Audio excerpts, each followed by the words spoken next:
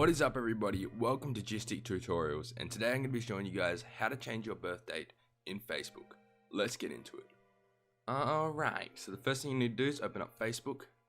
So mine is in Chrome. Then once you're on Facebook, you want to click on your account. And then right next to timeline it will say about. You want to click on that. And then under about, down to the left here, you'll see contact and basic info. You want to click on that. Skip the email address, skip the website and social links. Just go straight down to basic information, and here you'll find your date of birth.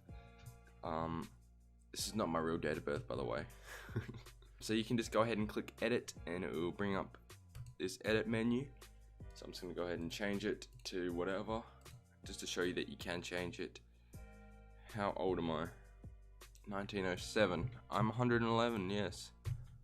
One of the oldest people alive. And here to the right you can click who sees your birthday. I only want me to see that I'm 111, and anyone can see this, it's not even real. So after you're finished with that, just go ahead and click save changes.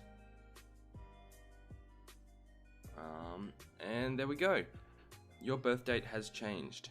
But if you go ahead and do it straight after again, it'll come up with this menu.